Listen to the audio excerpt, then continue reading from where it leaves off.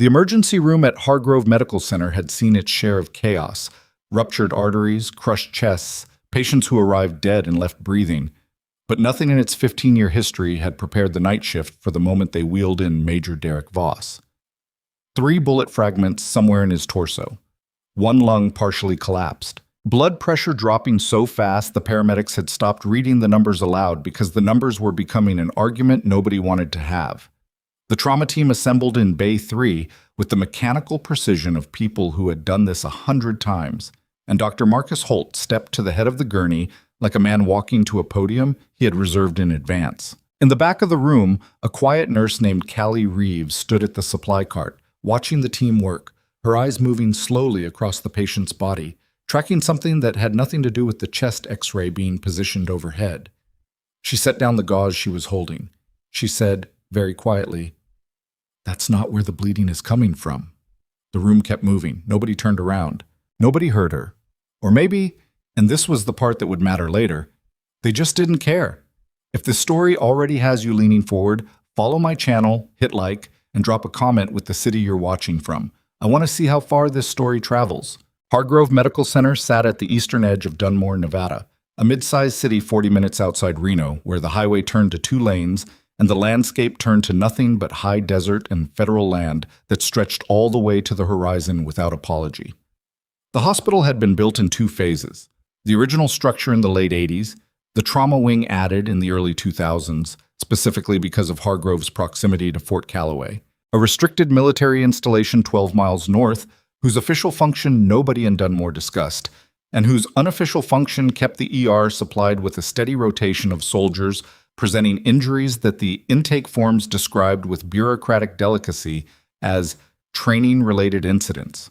The trauma wing had won awards, Regional Trauma Center of Excellence, 5 consecutive years. The plaques were mounted in the main lobby in descending size order, which was either an accident of installation or a very on-brand statement from an institution that took its own reputation seriously. The staff took it seriously too. Most of them, anyway.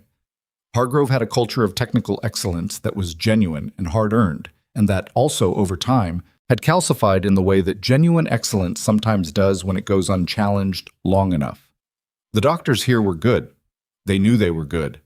And a certain number of them had passed the point where knowing you're good serves as a foundation and arrived at the point where it serves as a wall. Dr. Marcus Holt had arrived 14 months ago from a research hospital in Phoenix with a curriculum vitae that ran to 11 pages and a manner that suggested he had read it recently. He was 41, broad through the shoulders, with close-cropped dark hair going silver at the temples, and the kind of physical stillness that some people cultivated to project authority. He was not a bad surgeon. That was the thing that made him difficult to argue with. He was genuinely skilled, genuinely fast, genuinely capable of the kind of high-pressure decision-making that trauma medicine demanded. He had the hands for it, and the mind for it, and in the first 3 months after his arrival, the department's outcome metrics had actually improved. The problem was the listening, or rather, the not listening. The specific, consistent, maddening pattern of Holt receiving information from people he considered beneath his professional station and processing it the way a man processes background noise, aware of it in some technical sense, taking no meaningful action on it. 2 formal complaints had been filed against him in 14 months. One from a senior nurse who said he had publicly contradicted her assessment in front of a patient's family before the assessment was even complete. One from a second-year resident who had flagged a diagnostic concern that Holt dismissed in a department meeting with the words, "Let's focus on evidence-based medicine," and which turned out 3 days later to have been completely correct. Both complaints had been reviewed by hospital administration. Both had resulted in what the formal response called a documented coaching conversation. The nursing staff had adjusted. That was the word that circulated. Adjusted. They had adjusted the way people adjust to a persistent draft in a building. They put on an extra layer, they stopped expecting it to be fixed, and they did their jobs. They kept their frustrations in the break room and the parking lot and the group text chain that existed for that specific purpose. They were professionals. They did what professionals do. Callie Reeves had been adjusting for 3 years, which was how long she had been at Hargrove, and she was, by the collective, largely unconscious assessment of the department, easy to overlook.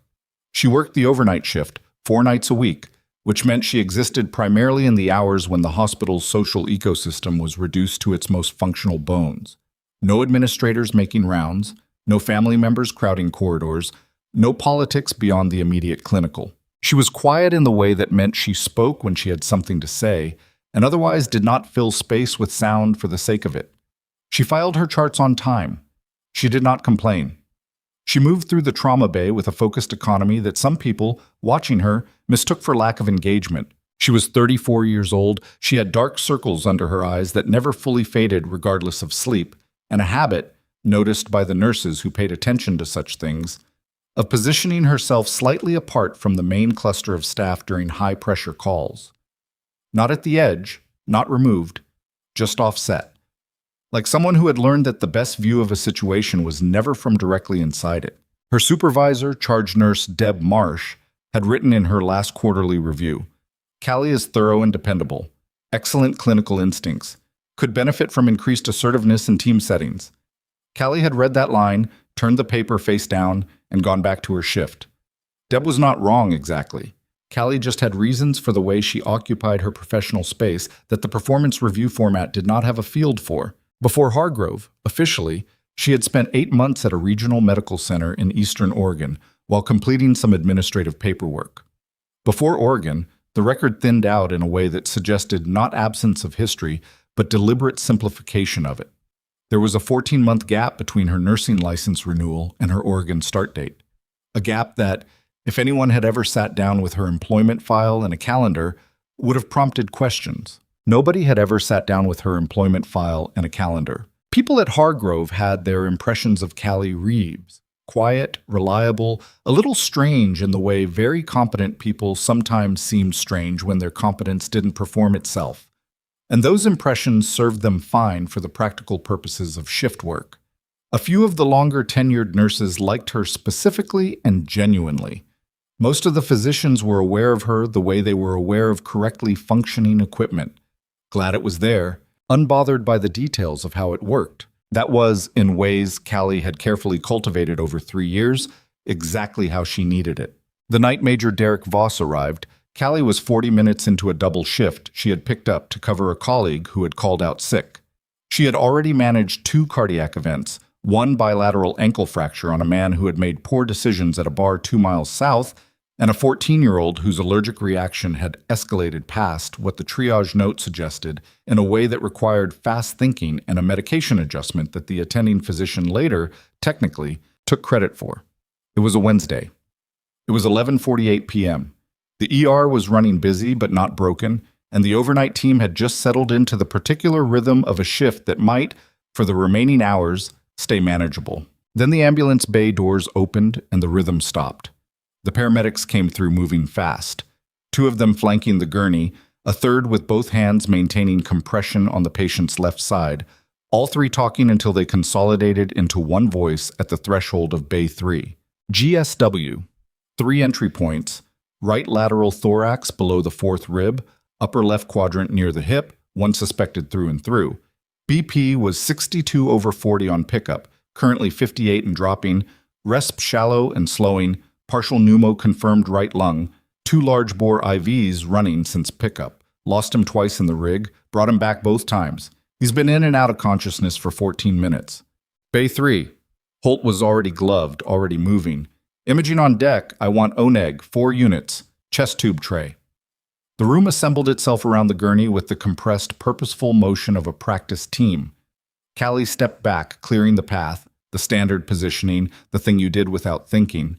And as the gurney passed, she got one full, clear look at the patient. Military male, late 30s, built through the chest and shoulders in a way that spoke to years of physical demand rather than maintenance. Cutaway remnants of a dark tactical undershirt, skin the color of old candle wax.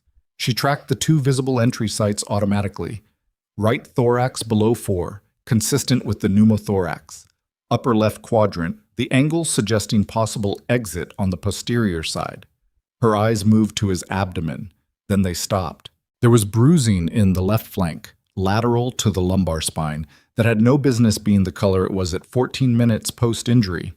Bruising develops in patterns and at rates that are not random. They follow pressure, follow trajectory, follow the behavior of blood and tissue. And what she was looking at did not match the trajectory the paramedics had described.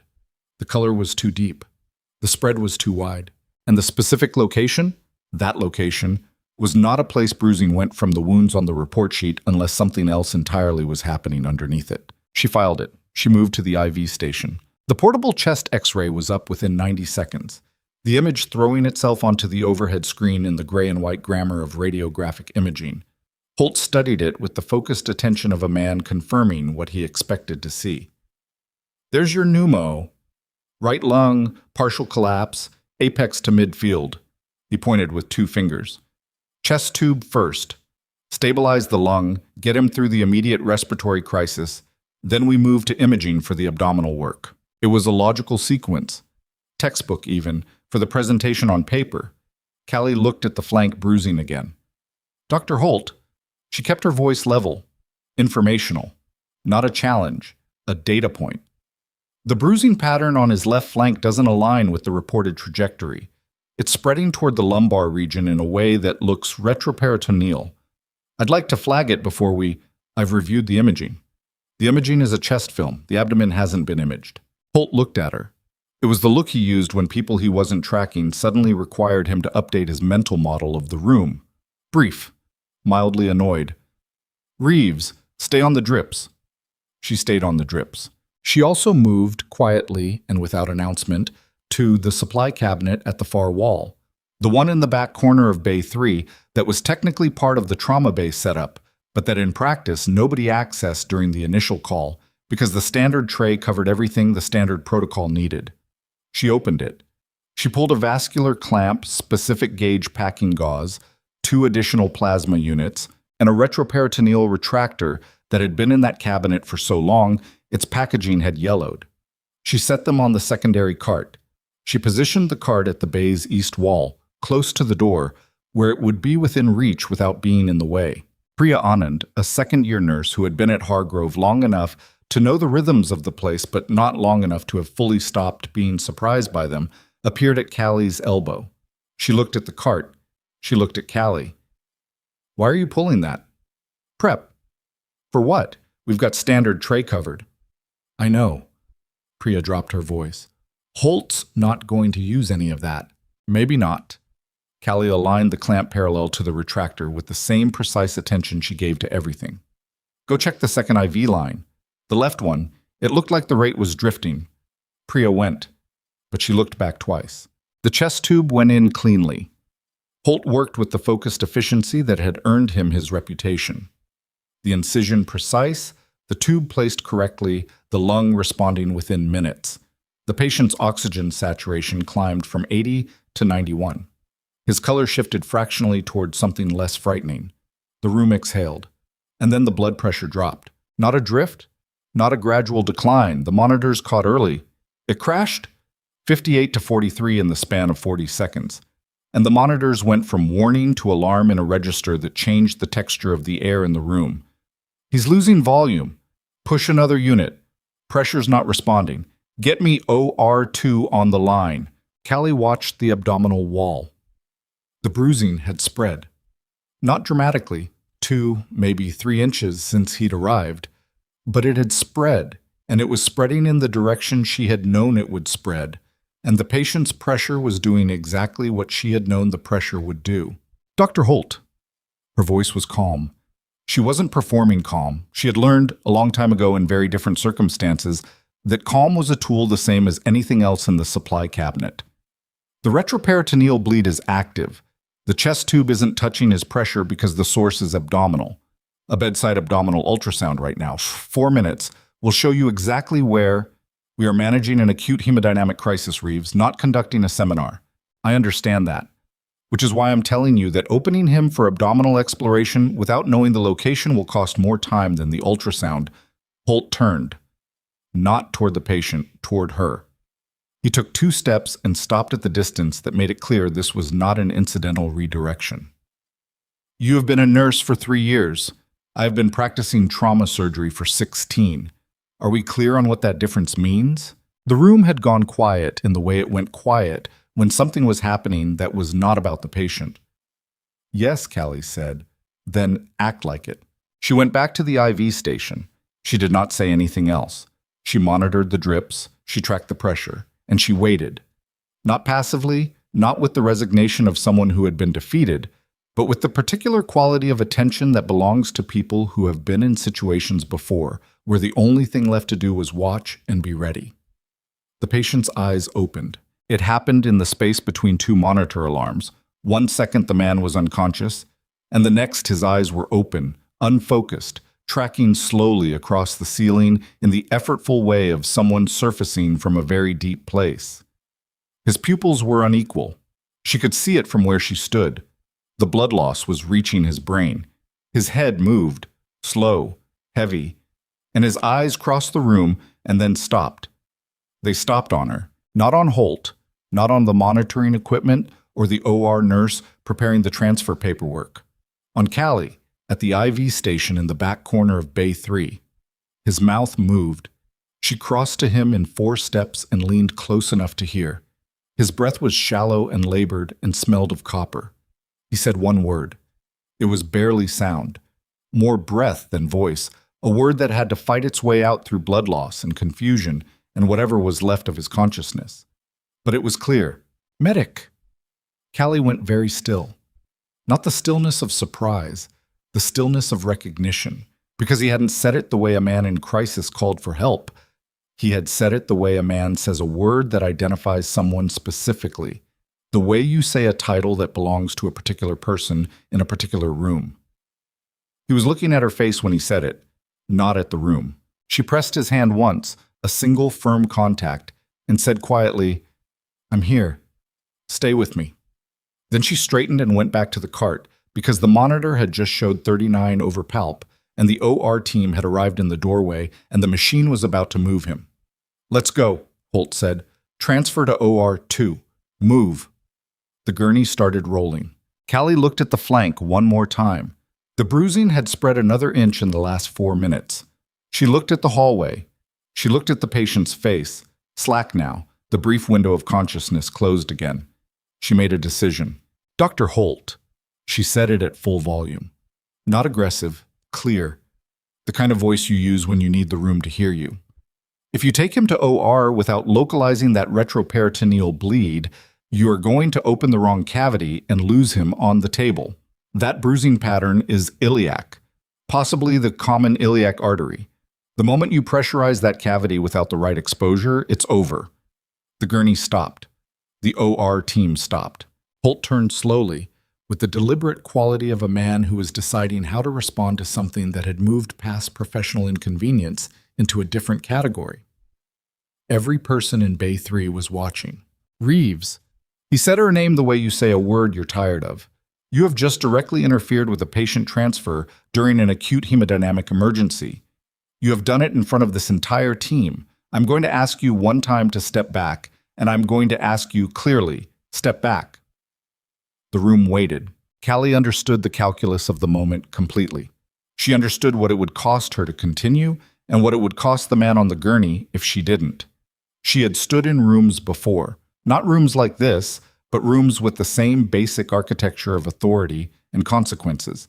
And she had made the wrong calculation once, years ago, and she had spent a long time afterward understanding exactly what the wrong calculation looked like. "Step back," Holt said again. "Last time." "I will," she said. "After you order the bedside ultrasound." The silence that followed lasted approximately 3 seconds. It felt much longer. Holt looked at her. Something moved in his expression to not doubt, not exactly, but the first hairline fracture in the wall of his certainty. He looked at the patient. He looked at the flank, at the bruising she had been pointing to for the last 11 minutes. "Get ultrasound in here," he said. His voice was flat. It cost him something to say it, and the flatness was how he was paying. Now, 60 seconds. The portable ultrasound was in the bay within 90 seconds. Holt took the probe himself. He placed it on the left flank, not where the chest tube was, not where the visible wounds were, but exactly where Callie had been gesturing since the patient arrived. The image came up on the screen. The room went quiet in a different way than it had gone quiet before. On the ultrasound display, in the grainy black and white language of emergency sonography, There was a free fluid collection the size of a fist sitting in the retroperitoneal space adjacent to the left iliac artery. Active, expanding, exactly where she had said it would be. Nobody spoke. Holt stared at the screen for 4 seconds. Then, or 2. Now. And somebody get me a vascular surgeon on the line. I need retroperitoneal exposure, not standard laparotomy. The gurney moved again, fast this time. Different fast, the fast of people who now understood exactly what they were dealing with. Callie stepped back and let it go. She watched the doors to the corridor swing open and take the patient and the team through. In the sudden relative quiet of Bay 3, she turned to the secondary cart, the one she had built quietly 40 minutes ago while everyone watched Holt work, and checked the vascular clamp, the packing, the retractor with the yellowed packaging. Priya was standing 3 feet away, staring at her. "How did you know?" Priya said. Not accusatory, genuine. Callie picked up the tray. "I'm going to bring this to OR2, she said. "They're going to need it." She walked to the door. Behind her, she heard Priya say, very quietly, to no one in particular, "Who is she?" The hallway to the operating suite stretched out ahead of her. Clean white light, the sound of running feet, a telemetry alarm that had been going for over a minute without being answered. Somewhere in the building, a night that had already changed in ways that none of them had caught up to yet. Callie Reeves pushed through the door and kept walking. The OR doors had a specific sound when they closed behind you. A pressurized seal, a soft mechanical finality, like a room deciding you were either in or out. Callie had heard that sound from the outside plenty of times. Walking through them uninvited, carrying a tray of equipment nobody had asked for, was a different experience entirely. OR2 was already running hot. The surgical team had the patient on the table and prepped in the time it had taken Callie to walk the corridor, which meant they had moved fast, faster than standard, because fast was the only option when the number on the pressure monitor looked the way it looked. 36 over palp. The anesthesiologist, a compact gray-haired man named Dr. Elliot Marsh, who was no relation to Deb, and who had the particular focused stillness of someone doing 3 things at once while appearing to do none of them, was working the head of the table with the quiet intensity of a man trying to keep a tire inflated while it was actively going flat. Holt saw Callie come through the door and his jaw tightened. "What are you doing in here?" "I brought the retroperitoneal tray." She set it on the instrument table without asking. The scrub tech, a young man named Otto, who had been at Hargrove long enough to know when not to get involved, looked at the tray, looked at Callie, and said nothing. "You're going to need the vascular clamp before you get exposure. The iliac is going to be deep, and the field is going to be dirty. I didn't authorize you to scrub in." "I'm not scrubbed in. I'll stay back." She moved to the wall and stopped there. "I'll stay right here." "You'll stay in the hallway. Pressure's at 32, Elliot Marsh said. His voice had no particular inflection. It didn't need one. Holt looked at his patient. He looked at the tray Callie had brought. He looked at the door, as though calculating what it would cost him in time to physically remove her versus what it would cost him to let it go. "Don't touch anything," he said. He turned back to the table. Callie stood against the wall and watched. The first incision went in at 12:31 a.m. Holt worked with the speed and precision that justified every credential on his 11-page CV. The opening was clean, the retraction was correct, and the exposure of the abdominal cavity took 4 minutes and change, which was fast. The circulating nurse called pressures every 90 seconds, and everyone in the room listened to those numbers the way you listen to weather reports when you're already outside in the storm. 29 overpalp, 26. The abdominal cavity opened and confirmed what the ultrasound had shown. Free fluid, significant volume, dark arterial blood pooled in the retroperitoneal space in a quantity that told the story of how long this had been happening without being found. Holt's hands moved. He packed. He identified the anatomy. He reached the iliac region and then stopped for a fraction of a second that nobody watching would have noticed unless they were specifically watching for it. The left common iliac artery had a lateral tear approximately 2 centimeters long. Not from the bullet, from the shrapnel fragment that the paramedics' report had listed as suspected, and that nobody had localized on imaging because the imaging had been a chest film. The fragment had done the initial damage on entry and then shifted position during the 14 minutes of transport, enlarging the tear from a small puncture to a wound that had been bleeding into the retroperitoneal space at a rate that explained every number on every monitor since Voss had arrived. "There it is," Holt said, quietly, not to anyone in particular. "Vascular clamp," the scrub tech said, and reached for the standard tray. "The one on the secondary cart," Callie said from the wall. "The jaw width is better for that vessel diameter." Nobody moved for 1 second. Then Otto reached for the cart she had brought and handed the clamp across. Holt took it without looking at her. He placed it. The bleeding slowed to a controlled seep, and the pressure, 23 over palp, the lowest it had been, held instead of continuing to fall, and Elliot Marsh said, "Okay," in a tone that meant something had stepped back from the edge. The repair took 41 minutes. It was not clean. Arterial repairs rarely were, and this one had the added complexity of the retroperitoneal location and the field obscured by blood volume and the fact that the patient's pressure refused to climb above the low 40s for the first 20 minutes while Holt worked, which meant Elliot Marsh was simultaneously managing fluid resuscitation and vasoactive medications and blood product ratios in a juggling act that required everything he had. There was one moment, around the 20-minute mark, when the repair site leaked and the pressure crashed again, and someone's voice went sharp in a way that compressed the room's oxygen, and then Holt made an adjustment. A very small adjustment, precise, the kind that comes from 16 years of doing this, and the leak stopped. At 1:19 a.m., the pressure monitor read 61 over 40. At 1:34 a.m., it read 74 over 52.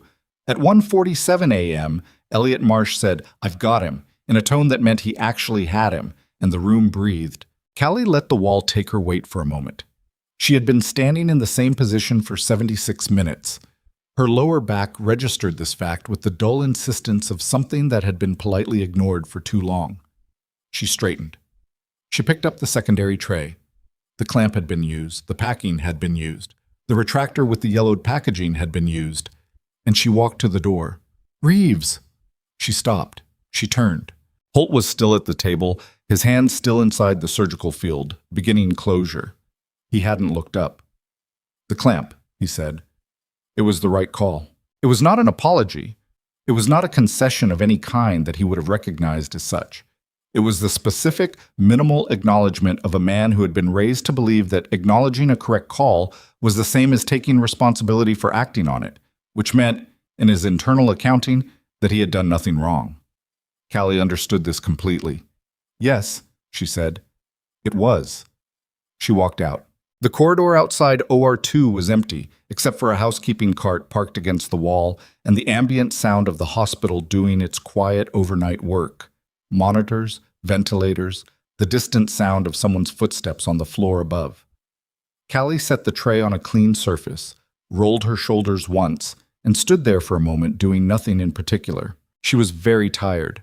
Not from the hours, she had worked longer than this plenty of times, but from the specific kind of tired that came from spending 3 hours being right and not being allowed to say so. She went back to the ER. The morning came the way mornings came on overnight shifts, not as a sudden thing, but as a gradual accumulation of light and administrative noise, and the shift change population arriving in their street clothes with coffee cups, and the slightly unfocused look of people who had slept recently and were choosing not to feel guilty about it. Callie handed off her remaining patients, filed her end-of-shift documentation, and changed out of her scrubs in the locker room with the efficient, joyless speed of someone who wanted to be somewhere else. She was pulling on her jacket when Deb Marsh appeared in the doorway. Deb was 52, direct in the way that charge nurses became direct after 20 years of absorbing other people's crises. And she had a specific look on her face that Callie had learned to read over 3 years as the look she wore when she was about to say something she had been told to say but didn't fully agree with. "Administration wants to see you," Deb said. "This morning, conference room B, 9 o'clock. Callie checked her watch. It was 7:14 a.m. "What for?" Deb was quiet for a moment. "Holt filed a report last night, after the surgery." "Okay." "Cal." Deb's voice shifted. Just slightly, the professional layer thinning to something more personal. "What did you do in that OR?" "I brought equipment they needed. I stood against the wall." Holt's report says you entered the OR without authorization, interfered with patient transfer in Bay 3, and disregarded 2 direct clinical orders. Callie pulled her jacket straight. Those things happened. Are they accurate? In a technical sense, yes. Deb looked at her for a long moment. Are you going to fight it? I'm going to the meeting, Callie said. She walked out of the locker room. The 2 hours between 7:14 and 9 she spent in the hospital cafeteria, not eating, drinking bad coffee, and looking at nothing in particular. She had her phone on the table, and she looked at it twice without picking it up. There were people she could call, not many, and most of them were people she had deliberately kept at a distance for reasons that were complicated to explain even when she was not running on no sleep. She left the phone on the table. At 8:51, she took the elevator to the 3rd floor. Conference room B was a beige rectangle with a table that seated 12 and was currently occupied by 4 people. The hospital's chief of staff, Dr. Leonard Page, who was 60 and had the coloring and energy of a man who had been slowly drained of both over 2 decades of administration. The director of nursing, a woman named Sandra Krull, who had been in the role for 7 years and approached professional conflict with the methodical energy of someone diffusing something that was probably going to go off regardless. A human resources coordinator named Paul, whose last name Callie didn't know, and Dr. Marcus Holt. Holt sat at the far end of the table with his hands folded and his expression composed into something that was approximately professional neutrality but had the edges of something else underneath it. Satisfaction, maybe, or the particular confidence of a man who had spent the morning deciding how this meeting would go. Nurse Reeves, Paige gestured to a chair. Thank you for coming. She sat. I'll get to the point, Paige said. Dr. Holt has filed a formal conduct report following last night's events. I've reviewed it along with Dr. Holt's surgical report and the Bay 3 activity log. I want to give you an opportunity to respond before we discuss next steps. What would you like me to respond to? Paige looked at his folder. Dr. Holt's report documents 3 specific incidents. First, during the initial assessment of the trauma patient in Bay 3, you verbally challenged Dr. Holt's clinical judgment in front of staff on 2 separate occasions after being directed to return to assigned duties. Second, you assembled unauthorized equipment on a secondary cart without clinical approval. Third, you entered OR2 during an active surgical procedure without authorization, without having scrubbed in, and after being explicitly told to remove yourself from the case. Callie let him finish. Are those events accurate to your recollection? Sandra Krull asked.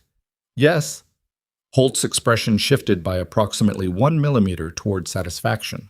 I'd like to add, Callie said, that the patient's left flank showed a bruising pattern consistent with retroperitoneal hematoma on arrival, that I flagged this observation twice before the transfer and was directed to stop speaking, that the bedside ultrasound Dr. Holt ordered after I raised the concern a 3rd time confirmed active bleeding at the left common iliac artery, and that the equipment I assembled without authorization was used during the surgery to complete the vascular repair. The room was quiet. The patient's current status, she said, is that he survived. Nobody is disputing the surgical outcome, Paige said carefully. No, I know. She looked at him steadily. I'm providing context. The issue, Holt said, his first words since she'd sat down, is not the outcome. The issue is the conduct. You overrode clinical orders in a trauma setting. You entered a sterile environment without proper preparation. You created confusion in a team environment during an active emergency. Regardless of what you think you observed, those behaviors are dangerous and they cannot... I identified a hemorrhage that would have killed the patient if the OR team had opened the wrong cavity, Callie said. The bedside ultrasound confirmed the location before transfer. The repair was successful. The patient's pressure is currently stable. You don't know that the outcome would have been different, Dr. Holt. Her voice was even. Not loud, not aggressive, even. With a 2-centimeter lateral tear of the common iliac artery and a retroperitoneal blood volume of the scale identified intraoperatively, the survival window for an exploratory laparotomy in the wrong anatomical region would have been approximately 8 to 12 minutes. Given the patient's pressure at time of transfer and the time required to recognize the error and reposition, that window was not recoverable. She paused. You can disagree with my assessment. That's your right. But I'd ask you to do it with numbers. The silence that followed was a different quality than the ones before it. Paige looked at Kroll. Kroll was looking at the folder in front of her with the focused attention of someone reading something that wasn't actually there. Holt's composure had not broken, but something had shifted behind it. A pressure change, like weather moving through. The conduct issues remain, he said, whatever the clinical outcome. I understand that's the hospital's position, Callie said. We're going to need to place a formal written warning in your file, Paige said. He did not look happy about it. He looked like a man executing a procedure he hadn't designed. Given the unauthorized OR entry, we have an obligation to I understand. Callie. Sandra Kroll's voice was quieter than the room had been. Is there anything you'd like us to know about your background, your experience level, anything that might provide context for your clinical confidence in this situation? It was a genuine question, not a loaded one. Callie looked at her for a moment, reading the offer in it. No, she said. Nothing relevant. Kroll held her gaze for a beat longer than necessary. Then she looked down. The meeting ended 14 minutes after it had begun. Callie received the formal verbal notice of the written warning. She signed the acknowledgement form Paul produced, in triplicate, with a pen that ran dry on the third copy and had to be replaced. She thanked Dr. Page for his time. She walked out. In the elevator on the way back down, she stood with her hands in her jacket pockets, and her eyes on the floor indicator, and her face doing nothing in particular. The elevator stopped at the second floor, and a candy striper got on with a cart of flower arrangements going to the post-surgical ward. The flowers were yellow. The candy striper was maybe 17 and had a phone in her scrub pocket that she was looking at while managing the cart, which was the kind of multitasking that Callie recognized as belonging specifically to people who had not yet learned what it cost. She got off on the ground floor. She was almost at the main exit when Priya caught up with her. Wait. Priya was slightly out of breath, which meant she had come from somewhere fast. I heard about the meeting. News moves. Deb told 2 people. Priya fell into step beside her. Which in this building means everyone. Cal? They gave you a written warning? Yes? For saving the patient. For unauthorized OR entry and insubordination. Callie pushed through the main doors, and the Nevada morning hit her, dry and bright, and already warming toward what would be a hot afternoon. Which I did. You also identified the bleed that every doctor in that room missed. That's in the surgical report. Is it? Priya stopped walking. Callie stopped too, on the concrete outside the main entrance, squinting slightly against the light. Because what I heard, Priya said, is that Holt's surgical report documents the ultrasound finding and the repair. It doesn't specifically document who raised the concern or when. Callie looked at her. I'm not saying he buried it, Priya said quickly. I'm saying the report focuses on the procedure, the context, what happened in Bay 3, the timeline, when you flagged the bruising. That's not in there, which means the written warning is the only document that references your involvement last night, and it frames it as misconduct. The morning traffic on the road outside the hospital moved past without interest. Callie had understood this the moment she walked out of conference room B. She had understood it probably before she walked in. Documentation was its own kind of surgery. What you recorded and how you recorded it determined what the next person reading it would see. And Holt's report had been written by someone who was very good at controlling what the next person would see. Okay, she said. Okay? Priya stared at her. Cal, I was there. I watched you build that tray. I watched you call the location of that bleed before anyone ran a single image. And now there's a formal warning in your file, and Holt's report reads like the ultrasound was his idea. I know what the report reads like. So what are you going to do? Callie looked at the parking lot. At her car, a 7-year-old gray sedan that needed a service it hadn't had time to get. At the hospital behind her, its glass facade throwing morning light in all directions. I'm going to go home, she said, and sleep. That's it? Priya. She looked at her directly. That patient is alive. That's what last night was for. She walked to her car. She drove home on autopilot, the route 3 years old and her body knowing it without being asked. She lived in a 1-bedroom apartment 6 minutes from the hospital. close enough for the double shifts, far enough to create the illusion of separation. She had furnished it with the particular efficiency of someone who had never fully committed to the idea of staying. A couch, a bed, a table. A coffee maker that worked, not much else. There were no photographs on the walls. There was one shelf of books, medical references, a couple of worn paperbacks, one field manual with a broken spine that she had owned for a long time and that she did not keep where anyone who visited would see it. She sat on the couch without taking her jacket off. She was very tired. She had been awake for 22 hours and had spent 3 of them in a situation that required more of her than she had planned to offer this city, this hospital, this version of herself she had been carefully maintaining. She felt the edges of it now. Not regret, not exactly, but the specific awareness of someone who has pulled back a curtain slightly and now cannot pretend the curtain is fully closed. Derek Voss had looked at her and said, "Medic, not nurse, not help, not the generic distress call of a man losing consciousness. Medic." Her specific designation, in the specific register of someone who knew what it meant. She leaned her head back against the couch. She did not sleep. At 3:17 that afternoon, her phone rang. Unknown number, Nevada area code. She looked at it for 2 rings and answered. Ms. Reeves. The voice was male, controlled, with the clipped diction of someone who had spent a long time in environments where wasted words were a liability. My name is Colonel Aaron Teft. I'm the commanding officer of Fort Calloway. I'd like to speak with you about what happened last night at Hargrove Medical Center. The afternoon light came through the blinds in thin stripes across the floor. How did you get this number? Callie asked. Major Voss regained consciousness 2 hours ago, Teft said. The first thing he told us was your name. Callie looked at the field manual on the shelf. The broken spine. The cover she hadn't read in 3 years because she didn't need to read it. She had done enough of it that the reading was redundant. What did he say? She asked. He said, and I'm quoting directly. There was the faint sound of paper. Find Callie Reeves. She's one of ours. Make sure they know what she did. A pause. Ms. Reeves, are you one of ours? She closed her eyes.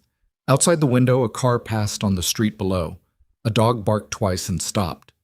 The afternoon moved through its ordinary business with complete indifference to what was happening in her living room. That's a complicated question, Colonel, she said. I have time, Teft said, and I think you should know that I've already requested the full Bay 3 incident report from Hargrove's administration. I've also been informed of the formal warning placed in your file this morning. Another pause. Shorter this time, purposeful. I'd like you to understand that those 2 pieces of information, together, concern me significantly. Callie opened her eyes. When would you like to meet? She said. Tomorrow, she said, wherever you need.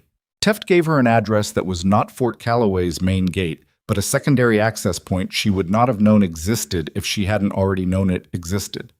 He told her, 900. He didn't say please because men like Teft didn't say please, when they were making requests that both parties understood were not entirely optional. She said she'd be there and ended the call. She sat with the phone in her hand for a moment. Then she got up, went to the kitchen, and made coffee she didn't particularly want because doing something with her hands was better than sitting still while the shape of the next 24 hours assembled itself around her. Derek Voss had remembered her name, in the middle of blood loss that should have taken his consciousness completely. In the brief window between one blackout and the next, he had surfaced long enough to say her name to whoever was in the room. She tried to place him. She had treated a significant number of people over the years she was not supposed to discuss. And the faces blurred in the way that faces blur when you see them under specific conditions of stress and urgency and then never again. But the way he had looked at her in Bay 3, that particular recognition, specific and certain, told her he remembered the context, not just the face. She had saved his life before. She just didn't know when. Fort Calloway's secondary access point was a gate off a 2-lane road that the state map listed as a utility access route and that in practice served as the installation's administrative entry. Less visible than the main gate, no guard tower, just a reinforced barrier and a biometric panel and 2 men in uniform who checked her ID against a list and waved her through with the minimal acknowledgement of people who had been told she was coming and had decided to take that information at face value. The building she was directed to was low and unremarkable, the kind of structure that existed to be forgotten. Beige exterior, no signage beyond a building number, the sort of intentional anonymity that, in her experience, indicated either administrative offices or something considerably more specific. She parked and walked to the entrance and was met by a young specialist named Torres, who had a clipboard and a visitor badge, and the practice-neutral expression of someone who had been instructed not to react to things. He walked her down a corridor that smelled like industrial cleaning fluid and old coffee and through a door into a conference room that was better furnished than she had expected. Actual chairs, not folding, a table with water pitchers, a window that looked out onto a stretch of tarmac where two vehicles were parked at angles that suggested their drivers had left in a hurry. Colonel Aaron Teft was already there. He was 60, or close to it, with the kind of physical bearing that didn't soften with age but only became more economical. No wasted movement, no performative posture, just the body of someone who had spent 4 decades being precisely as much as the situation required. His hair was gray-white and close-cropped, and his eyes were the specific shade of brown that registered everything and revealed nothing. He stood when she came in and extended his hand. "Ms. Reeves." He shook once, firm, brief. "Sit down." She sat. He sat across from her and placed a folder on the table between them. He did not open it immediately. "Major Voss is stable," he said. "Post-surgical, ICU. Pressure's been holding above 80 systolic since 0400. The vascular team at Hargrove says the repair is intact." "Good. He's also been awake and coherent since approximately 1100 yesterday." Teft looked at her steadily. "The second thing he said when he came around, after your name, was that he needed someone to pull his record and look at a date. June 14th, 3 years ago." The room's air moved through the ventilation system with a low, constant sound. Callie kept her face neutral. "Does that date mean something to you?" Teft asked. "Why don't you tell me what Voss said first?" Teft studied her for a moment. Then he opened the folder. Major Voss's service record shows a field medical incident on June 14th, 3 years ago, during an operation in a region I'm not going to name in this room. His unit sustained casualties. The unit's assigned combat medic was down. According to the incident report filed by Voss's commanding officer at the time, an attached medical specialist identified a tension pneumothorax in Voss and performed a needle decompression and subsequent field chest tube under fire without general anesthesia, using field expedient equipment, and then managed 2 additional casualties before evac arrived. He closed the folder. The name listed in that report is not Callie Reeves, but the physical description is. Callie looked at the water pitcher. She thought about pouring a glass and decided it would look like something. "What name is listed?" she asked. "Staff Sergeant Calloway," which is either a very interesting coincidence or someone's idea of a field joke, given where we're sitting. Something moved in Teft's expression. Not a smile, but the place a smile might go if he were a different kind of man. The report was filed under a unit designation that has since been deactivated. The personnel records from that designation are classified at a level that required me to make 3 phone calls this morning to access, and the last of those calls was to someone whose name I'm also not going to say in this room. Callie looked at him. "You were 18 Delta," he said. It was not a question. Special Forces Medical Sergeant. The specific designation that meant she had completed the most demanding combat medicine pipeline the Army ran, the one that produced people who could perform surgical procedures in the field under conditions that made Hargroves Bay 3 look like a controlled laboratory. She didn't confirm it. She also didn't deny it. "The name discrepancy," she said. "How are you reading it?" "I'm reading it as someone who had reasons to obscure her identity in official records while maintaining a service history that could not be entirely erased because too many people she saved were still alive to contradict the erasure." He leaned back slightly. "That's my read. You can correct me if I'm wrong." She was quiet for a moment. "What do you want from this meeting, Colonel?" "2 things. He held up one finger. "First, I want to understand what happened at Hargrove Medical Center 3 nights ago, because the report I received from the hospital administration is the most sanitized document I've read since the last time someone tried to make a field failure look like a protocol variation. And second, the second finger. I want to know how a decorated 18 Delta with Voss's level of respect and he does not give respect easily. I have known that man for 11 years. Ended up with a formal misconduct warning in a civilian hospital file while the surgeon she corrected walks away with a clean record. Callie looked at the folder. The second thing is simple, she said. Holt controls the narrative because Holt filed the report first, and the hospital has no particular incentive to challenge it. And the first thing? She told him. Not everything. There were details she kept in the register of things that didn't need to be in any additional rooms. But she told him the sequence, the arrival, the bruising pattern she had flagged twice, the dismissed warnings, the crash in OR2, the equipment she had prepared, the ultrasound that confirmed what she had been saying for 40 minutes, the surgery, the meeting in conference room B, the written warning. Teft listened without interrupting. He had the listener's discipline of someone who understood that the shape of a story was as important as its contents, and that interrupting changed the shape. When she finished, he was quiet for a moment. The equipment you brought, he said, the retroperitoneal tray. You knew to build it before anyone had run imaging. Yes. Because you'd seen that bruising pattern before. Yes. In the field. She met his eyes. In several fields. He nodded slowly. The hospital's formal warning. Do you intend to contest it? I hadn't decided. I'd like you to reconsider that position. He pulled a second document from the folder. She hadn't noticed it was there. This is the Bay 3 activity log.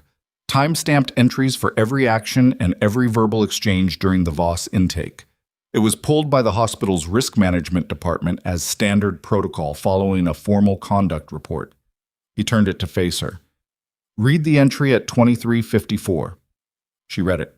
The entry, in the terse shorthand of nursing activity logs, read, NER flagged left flank bruising, suggested retroperitoneal involvement, MD directed back to assigned task. 2354, she said. 14 minutes before the pressure crashed, Teft said, and 43 minutes before the bedside ultrasound confirmed the location.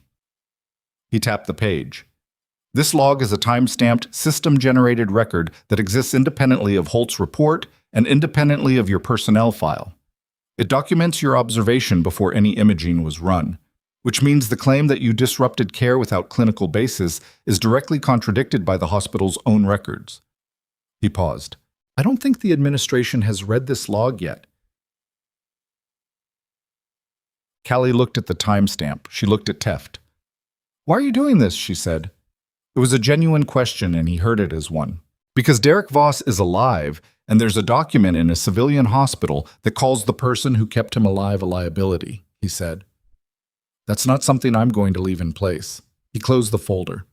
And because in this army, when someone spends 6 years doing what you did, and then walks quietly into a civilian life and keeps doing it anyway without asking for credit, that matters to me. She looked at the window. The two vehicles on the tarmac outside, the flat Nevada light doing nothing to soften the landscape. What are you proposing? She said. I'm proposing that Fort Calloway's legal counsel submit a formal request to Hargrove's administration for a complete review of the Voss incident documentation, including the Bay 3 activity log, the surgical report, and the timeline discrepancy between your flagged observations and the ultrasound confirmation. I'm proposing that this request be accompanied by a summary of Major Voss's account of events, which he has already agreed to provide in writing. He looked at her steadily. I'm also proposing that you let someone else carry this one, Ms. Reeves. You've been carrying things alone for long enough. The ventilation system moved its air. Torres was somewhere outside the door with his clipboard, probably. Voss agreed to provide a statement, she said. First thing he asked when I told him about your warning. Something shifted in Teft's voice, but not much, but enough. He said, and again, I'm quoting directly, she pulled a chest tube in a ditch in the dark and she's getting written up for saving me in a hospital. Get me a pen. Callie looked down at the table. She had not cried in a professional context in a very long time. She was not going to cry now. But there was something in her chest that had been sitting in a specific position for 3 years, tightly held, carefully placed, that moved slightly, like something that had been under pressure for so long it had forgotten what release felt like. Okay, she said. Okay? Do what you're proposing. Teft nodded once. He stood and extended his hand again, and she stood and shook it. Someone from our legal office will contact the hospital today. You'll receive a copy of everything we submit. She picked up her jacket. Ms. Reeves. She stopped. Teft was looking at her with an expression that had dropped one layer of the kernel and showed something closer to the man. What you did in Bay 3, not the diagnosis. The decision to keep going when they told you to stop. That's not nursing school. That's something else entirely. It's what the situation needed, she said. Yes, he said. It always is, with people like you. She walked out. The drive back to Dunmore took 22 minutes, and she spent them with the radio off, which was unusual for her. She needed the quiet the way sometimes you needed a room with no furniture, just to understand the dimensions of the space. The meeting had gone in a direction she had not mapped out when she answered Teft's call the previous afternoon, and now there were things in motion that were no longer under her control. And while she had spent 3 years engineering a life in which very few things moved without her initiation, she found that she did not hate this particular loss of control as much as she would have expected. She got back to Dunmore at 11:20 a.m. She bought food from a drive-thru on Route 9 that she ate in the parking lot without tasting much of it. Then she went home and slept for 6 hours in her jacket and woke up to 3 missed calls from a number she didn't recognize and a text from Priya that said only, "Something is happening at the hospital. Call me." She called. "Okay," Priya said, and her voice had the quality of someone who had been waiting to say something for hours and was now trying to say it in the right order. So, at approximately 2 o'clock this afternoon, someone from Fort Calloway's legal office called the hospital's administration and requested a full document review of the Voss case, including the activity log from Bay 3, including the surgical report, including the timeline of your observations relative to the imaging findings. "I know," Callie said. "You know." A pause. "Of course you know." Another pause. Paige called an emergency meeting of the department heads at 3:30. Holt was in it. I don't know what was said because nobody's talking, but I do know that Holt left that meeting and went directly to his office and hasn't come out in 2 hours. And Sandra Kroll has been in the records room for most of the afternoon, and the HR coordinator, Paul, was seen making copies of something for about 45 minutes. Callie sat on the edge of her bed. "What's the mood like?" she said. "Complicated." Priya's voice dropped slightly. "The nurses know something is happening. Most of them have figured out it involves you and the Voss case. I don't know how to describe it exactly. It's like when you can smell rain before it arrives. Everyone's waiting for something to break." "Has Deb said anything?" Deb pulled the Bay 3 activity log herself this morning, on her own, before the military call came in. She read it, and then she sat in the charge station for about 10 minutes not doing anything, and then she went and knocked on Paige's door. Priya paused. "I think she figured out the timeline." Callie looked at the shelf with the field manual. "One more thing," Priya said. "Major Voss's wife arrived at the hospital at noon. She went to the ICU to see him, which is normal. What's less normal is that she then asked to speak with hospital administration and was in with Paige for about 40 minutes. A beat. I don't know what she said, but Paige looked different when he came out. Different how? Like someone who just understood that a decision he made has a different weight than he thought it did when he made it. After she ended the call, Callie sat in the evening quiet of her apartment and thought about weight.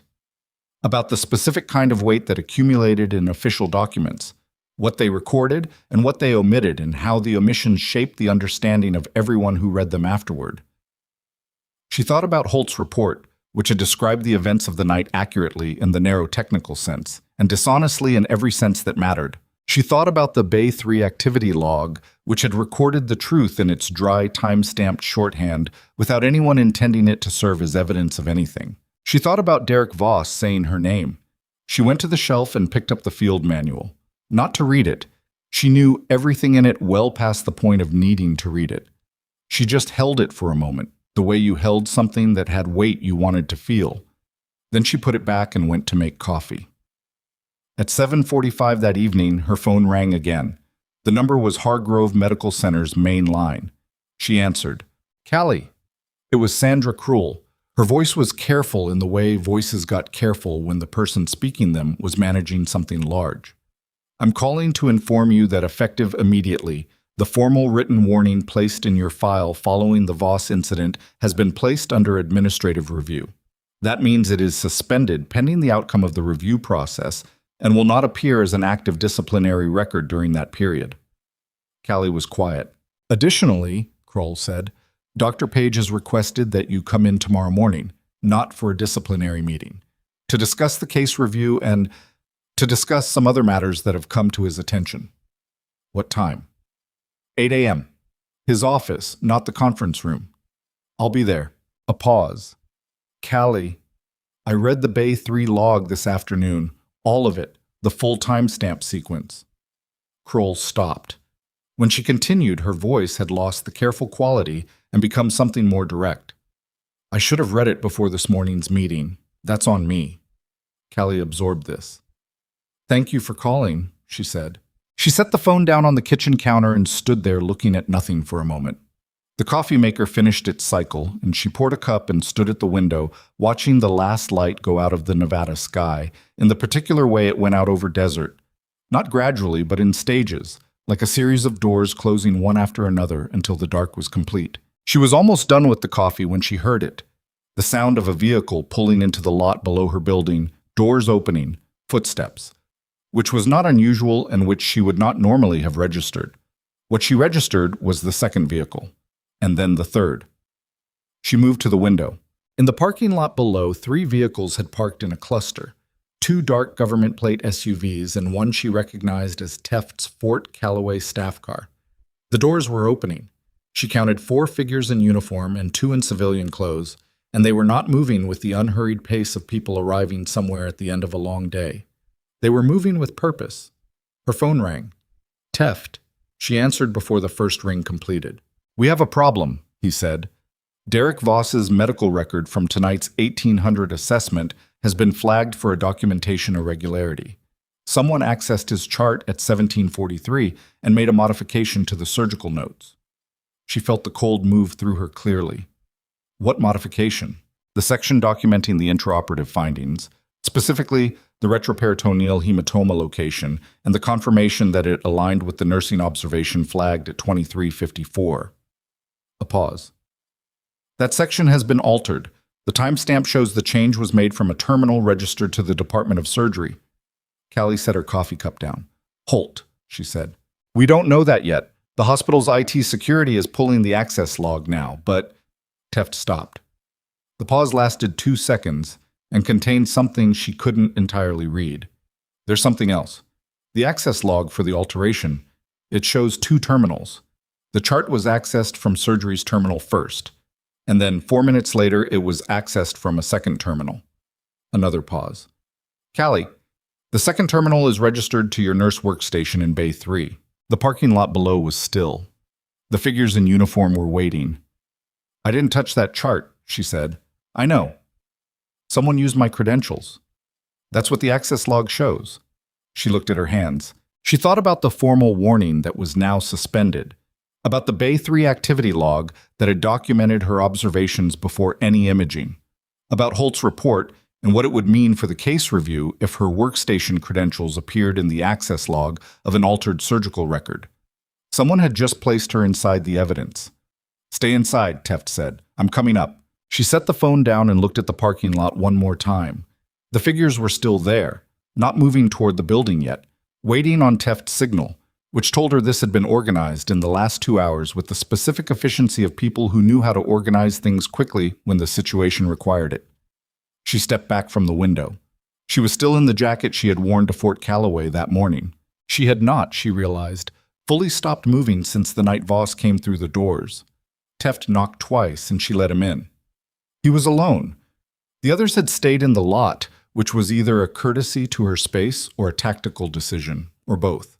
He came in the way he did everything, without excess, and stood in her living room looking at the field manual on the shelf for exactly the length of time it took him to register it and file it away.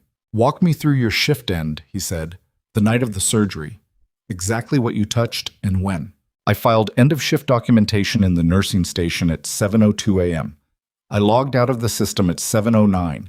I was in the locker room by 7:14 when Deb found me. She went through it cleanly, without embellishment. I did not access Voss's chart after the surgery. I accessed it once during the shift, at 23:51, to confirm the paramedic intake data against the Bay 3 log entry. That's the only time my credentials touched that file. The unauthorized access occurred at 17:43 today, Teft said. You were at Fort Callaway at 17:43. I left your installation at approximately 10:40 and drove directly home.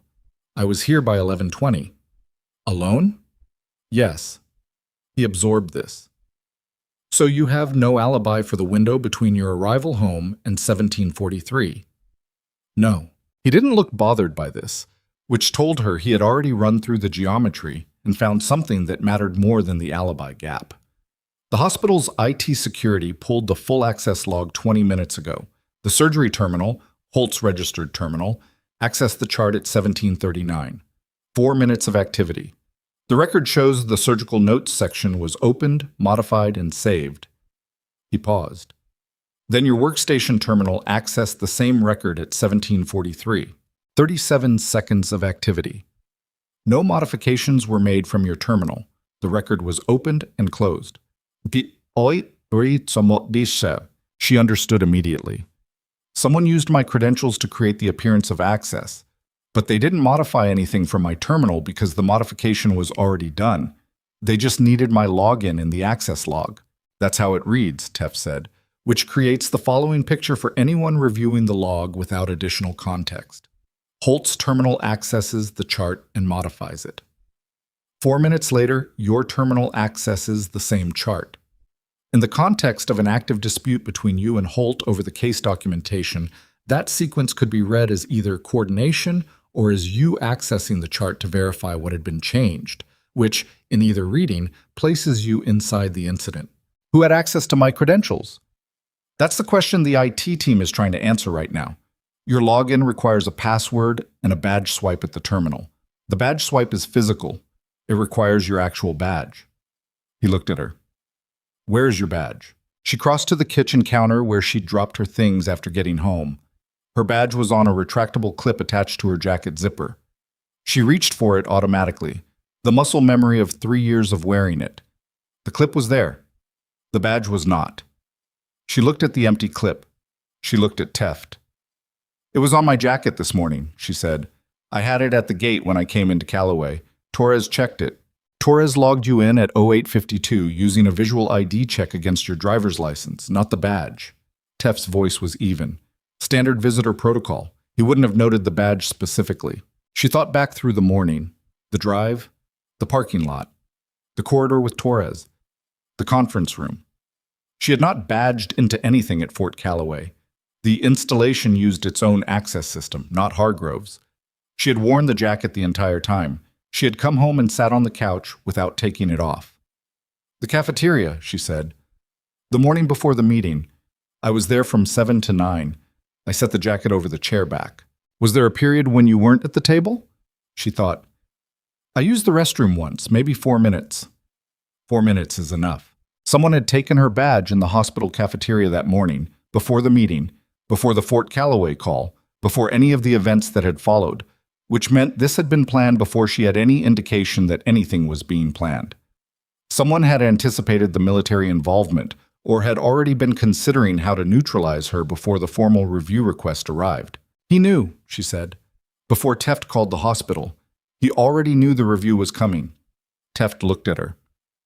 Voss's wife met with Paige at noon, she said.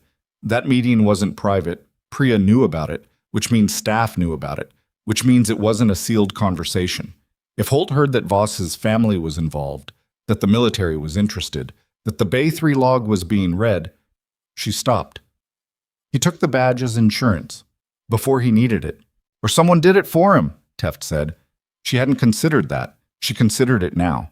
Teft pulled his phone and stepped to the side of the room, making a call in the brief clipped shorthand of someone issuing instructions to people who were already in position to execute them. She heard him say, IT access log, full terminal audit, surgery department, last 72 hours. And badge system, flag all swipes on Reeves's credential going back 36 hours. And then something quieter she didn't catch. He came back. Our JAG officer is coordinating with the hospital's IT security team directly. They're treating the chart modification as potential evidence tampering in connection with a federal medical incident. Voss is active military, which gives us jurisdictional standing. He said it flatly, without triumph. It's going to move fast. How fast? The hospital's legal counsel was notified at 1900. They've been on a call with our JAG since 1910. Page has been in his office since 1915. He checked his watch. It was 1947. Fast. She nodded. You should know, he said, that regardless of how the badge situation resolves, the chart modification itself is documented in the IT log in a way that cannot be altered retroactively. The original surgical notes exist in the system's backup archive. Hospitals at Hargrove's certification level are required to maintain unalterable backup records for exactly this kind of audit scenario. The modification can be compared against the original. Whatever Holt changed, or whatever was changed from his terminal, is recoverable. What did they change? She said. Specifically, Teft reached into the folder he had brought up with him. She hadn't noticed it until now, and produced a single printed page. The original surgical note documented, and I'm reading the relevant section. Intraoperative findings consistent with nursing observation, documented at 2354 in Bay 3 activity log, suggesting flagged retroperitoneal involvement was clinically accurate prior to imaging confirmation. The modified version reads, Intraoperative findings identified intraoperatively via surgical assessment and bedside ultrasound ordered by attending physician. The nursing observation is not mentioned. The timestamp reference is removed. She read the page herself to be certain she was hearing it correctly. She was. He removed the reference to the Bay 3 log entry, she said. Yes. Which means the surgical report, without the original note, would not independently corroborate that your observations preceded the ultrasound. Yes.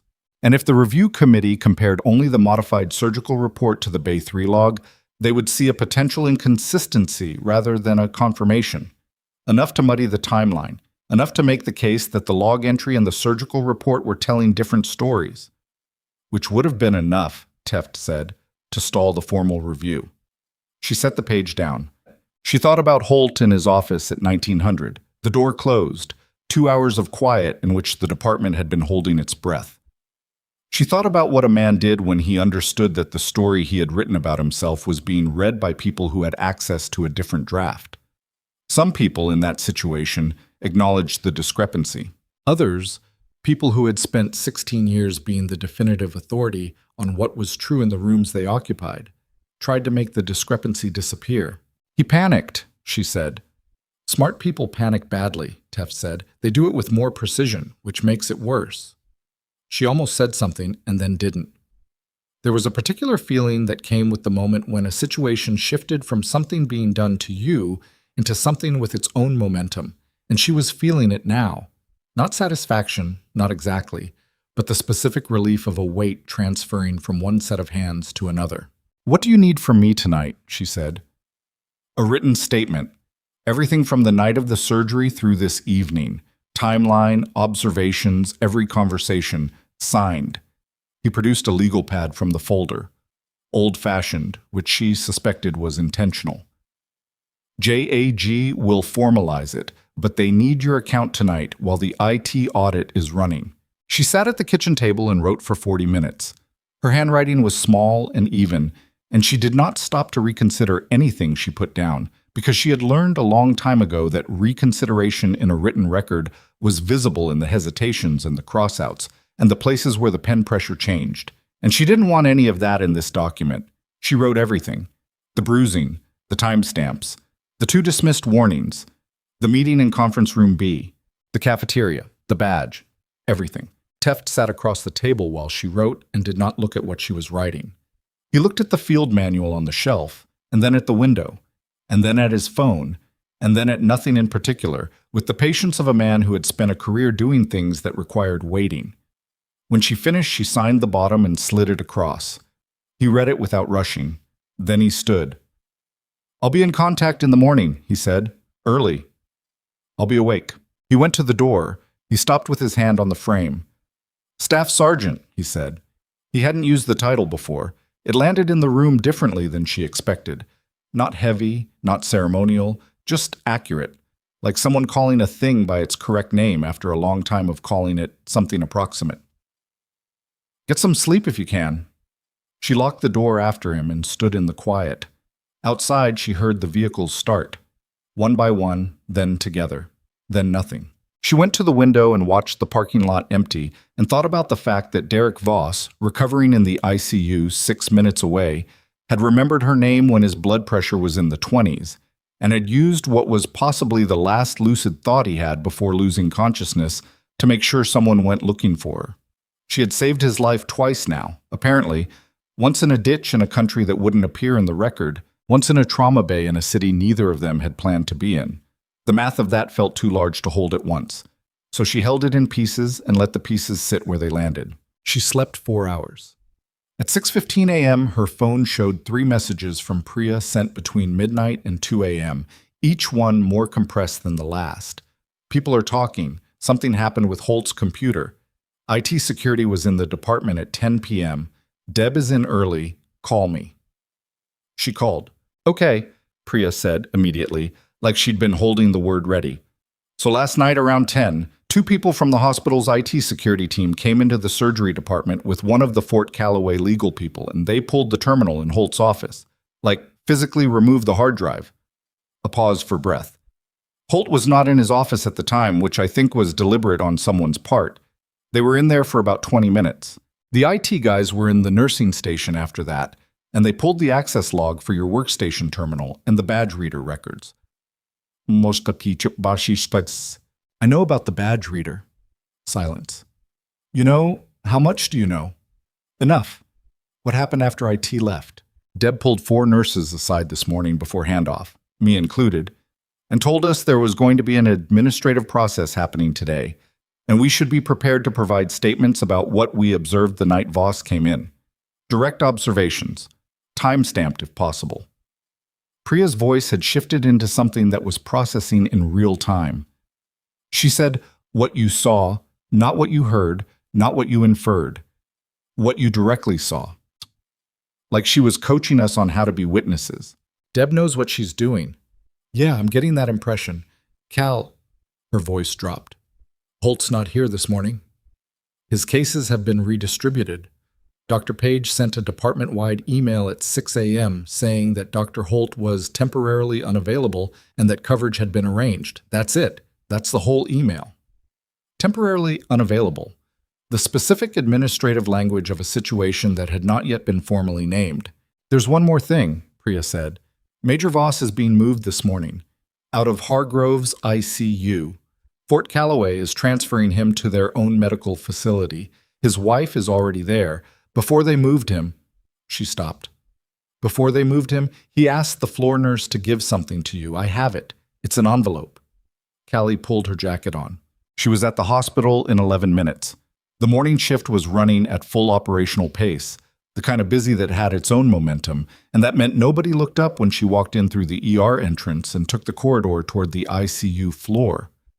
Priya met her at the elevator bank with an envelope that was sealed and had her name written on the front in handwriting that was still slightly unsteady from blood loss and recovery. Large letters. Careful. She opened it in the elevator. Inside was a single index card. On it, in the same unsteady handwriting, Kesh Valley, June 14th. You didn't have to stay. You stayed anyway. She stood in the elevator while the doors opened and closed once without her moving. Then she folded the card and put it in her jacket pocket and walked out. The meeting Page had scheduled for 8 a.m. was now in his office. The change from conference room B had happened somewhere in the previous 18 hours, and the change in venue was its own kind of signal. His office meant fewer seats, no formal table arrangement, no HR coordinator with a clipboard. It meant conversation rather than proceeding. When she arrived at 7:58, she found not just Page but Sandra Kroll, a woman she didn't recognize in a dark blazer who introduced herself as the hospital's general counsel, and Colonel Teft, who had arrived before her and was standing near the window with a coffee he had not poured from the carafe on the side table because it wasn't his office, and he was not the kind of man who helped himself to things without an invitation. Page looked like a man who had slept 3 hours, which Callie suspected was accurate. Thank you for coming, he said. She sat. The next 90 minutes were unlike any meeting Callie had been in inside a professional building, though they were not unlike certain other meetings she had been in other kinds of rooms. The hospital's general counsel laid out the findings of the overnight IT audit in language that was precise and thorough, and that left very little interpretive room. The terminal in Holt's office had been used at 1739 to access and modify Voss's surgical record. The modification had removed a specific reference to nursing observations predating the imaging confirmation. The badge reader logs showed that Callie's physical badge had been swiped to access her workstation terminal at 1743. But the building's internal camera system, which covered the nursing station at Bay 3, showed no one at that terminal at that time. The terminal had been accessed remotely, using her badge as a second authentication credential after the password had been entered. The password for Callie's workstation terminal was stored in the hospital's encrypted credential system. It had been accessed once outside of her own login sessions, at 16:58 on the afternoon in question, from an administrative override account registered to the Department of Surgery. Holt's administrative account. The credential access combined with the physical badge, the general counsel said, addressing Paige rather than the room, constitutes unauthorized access to another employee's account for the purpose of creating false documentation in an active administrative review. Under the hospital's data governance policy and under Nevada state law, this is... She stopped. She chose her word carefully. This is serious. Where's Dr. Holt now? Callie asked. Paige looked at her. He was contacted at 6:30 this morning and asked to come in. He declined, citing legal counsel. His attorney contacted our legal office at 7:15.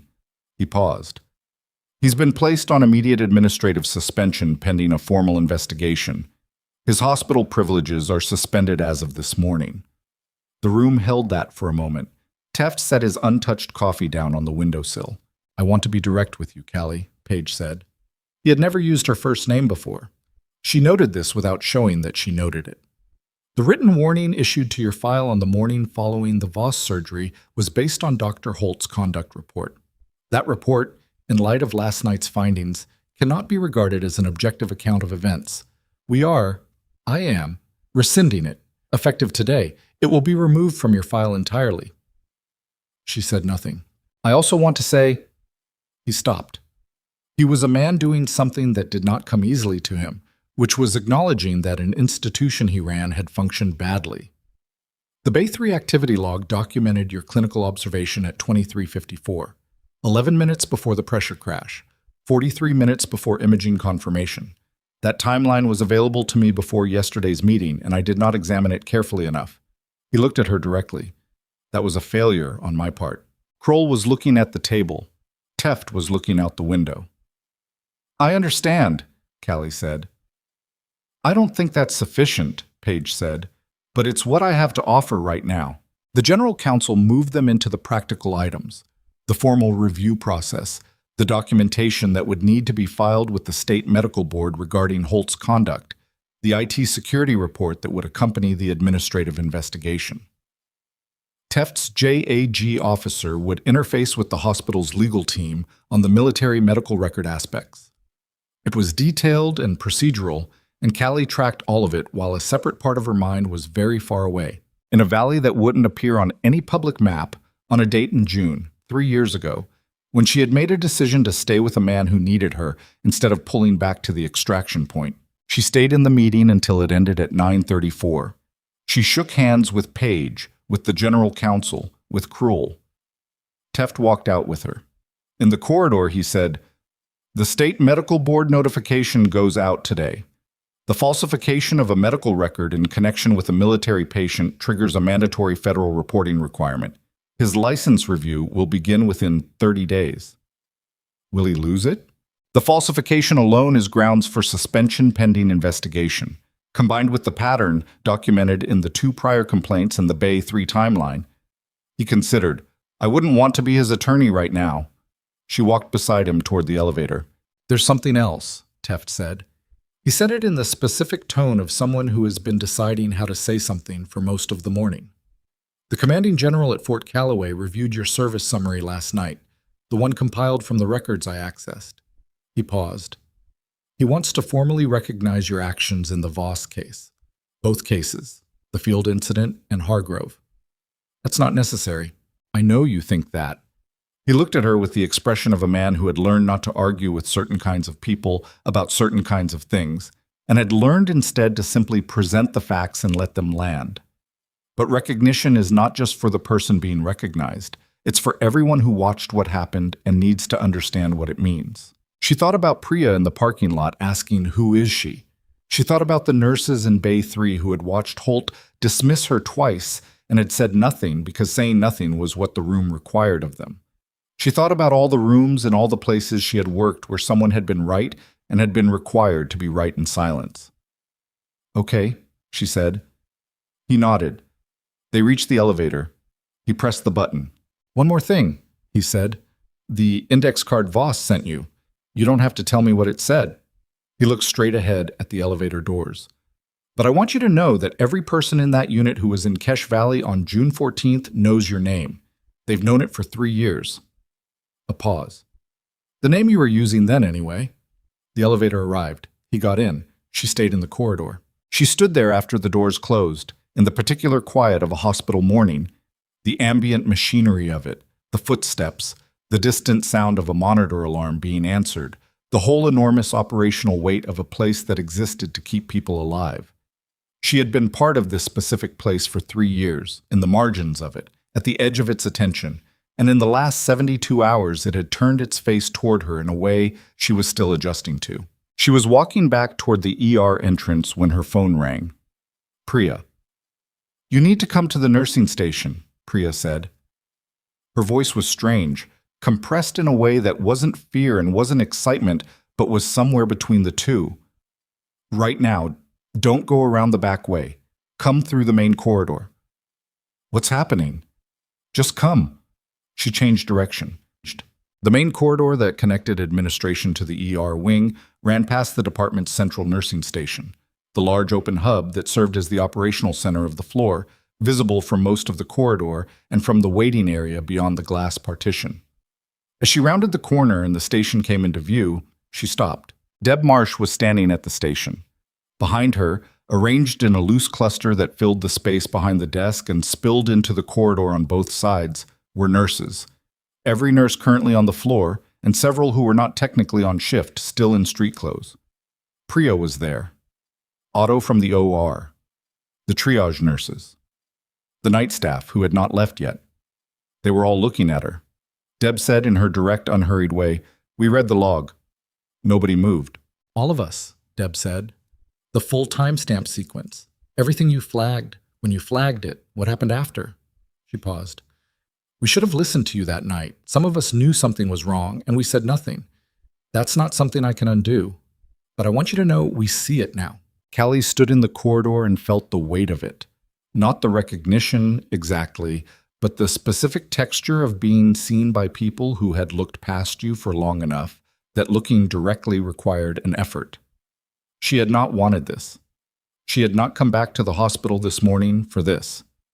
But it was here, and the people offering it were doing it genuinely, without performance, in the particular graceless, honest way of people who were not accustomed to public acknowledgement and were doing it anyway because they thought it mattered. She looked at them. "I know," she said. "It's okay." Deb shook her head slightly.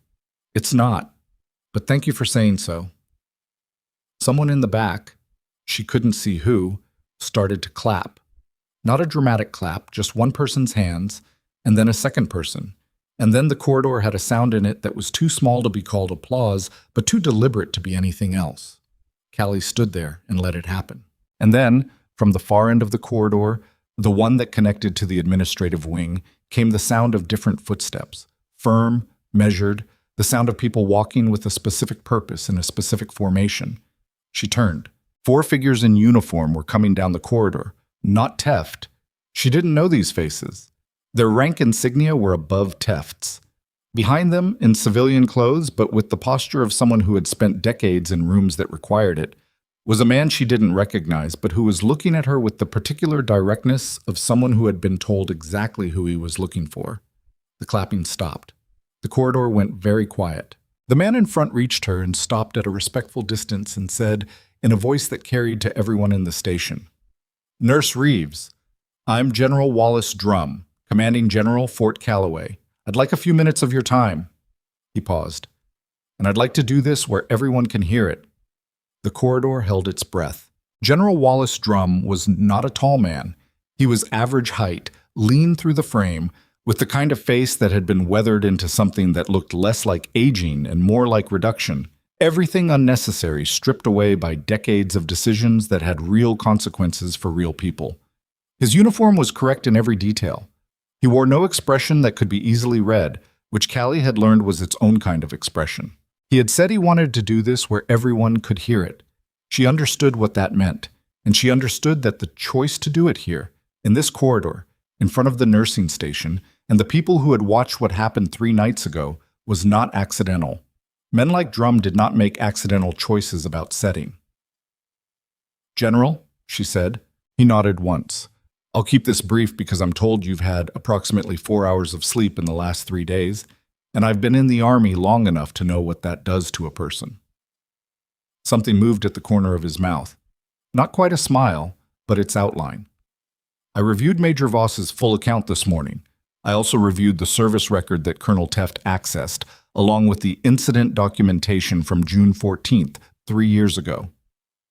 He paused. "The record that didn't use your real name." The nursing station behind her was completely silent. She could feel the attention of everyone in it without turning around. "What you did in Cache Valley, the field assessment, the procedure, the decision to stay past the extraction window, that was documented internally as the work of a specialist whose identity we couldn't confirm through standard channels. The commanding officer who filed that report retired 8 months later. The record sat in a classified archive with a name that wasn't yours attached to it." He looked at her steadily.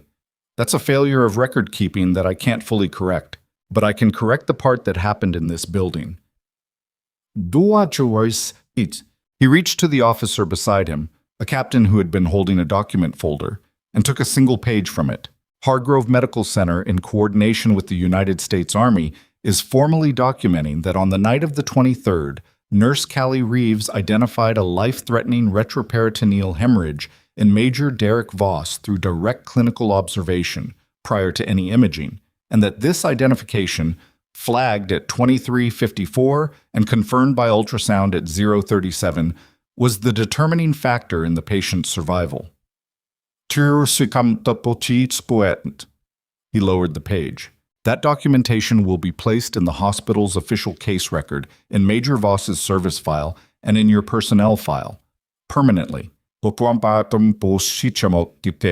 Paige was standing at the edge of the corridor now. She hadn't heard him arrive. He was holding his own folder and looking at Drum with the expression of a man who had spent the morning being educated about the weight of the situation he was inside.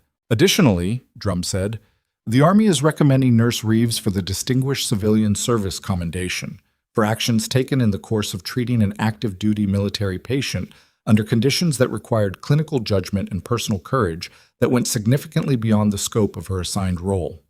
He folded the page once.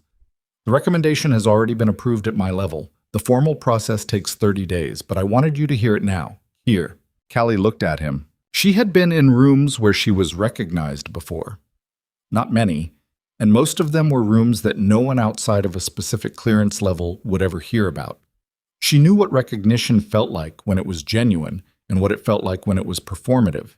And this was genuine in the specific way that things were genuine when they cost the person offering them something. Drum had driven from Fort Calloway to stand in a hospital corridor and say her name correctly in front of witnesses. That was not nothing. "Thank you, General," she said. "Don't thank me." He said it without harshness. "You did the work. I'm just fixing the paperwork." He extended his hand. She shook it. He held the grip for a moment longer than a formality required and then released it and stepped back, and his officers closed around him with the quiet efficiency of people resuming a formation, and he walked back down the corridor the way he had come, steady and unhurried, and the sound of his footsteps faded and the corridor breathed again. Deb was the first one to speak. "Okay," she said, in her way, the word carrying everything practical about what came next. "Let's get back to work." People moved. The station re-engaged with its morning business, charts, calls, the perpetual operational churn of a hospital floor. Priya appeared at Callie's elbow. with the expression of someone who had just witnessed something they were still processing. "Distinguished Civilian Service Commendation," Priya said. "It's paperwork," Callie said. "It's really not." Priya looked at her. "Cal, it's really not." Callie almost said something deflecting, and then didn't, because Priya deserved better than deflection, and because the truth was that the index card in her jacket pocket, "You didn't have to stay, you stayed anyway," had done something to her internal architecture that a commendation citation couldn't fully reach, and she was still feeling the edges of it. "I know," she said instead. Priya nodded. She seemed to understand that this was as much as Callie was going to give right now, which was one of the things that made Priya someone Callie had actually let past the perimeter she kept around herself. Paige found her before she left the floor. He pulled her aside into the small conference alcove off the main corridor. Not a meeting, just two people standing in a room with the door open. And he had his folder, and he looked like a man who had rehearsed what he wanted to say and then decided to abandon the rehearsal. "I've been the chief of staff here for 9 years," he said.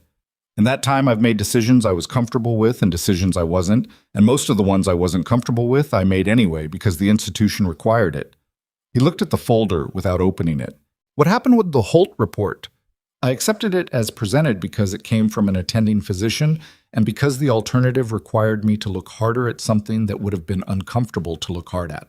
"I understand institutional pressure," she said. "I'm not asking for absolution. I'm explaining a failure." He finally opened the folder. "I'm offering you a different role. We're restructuring the trauma education function. There's been a gap in clinical mentorship for nursing staff, particularly around high acuity pattern recognition. We'd like to create a formal position. Trauma Clinical Education Coordinator, nursing track, senior level. Your caseload is primarily teaching with a percentage of direct patient care."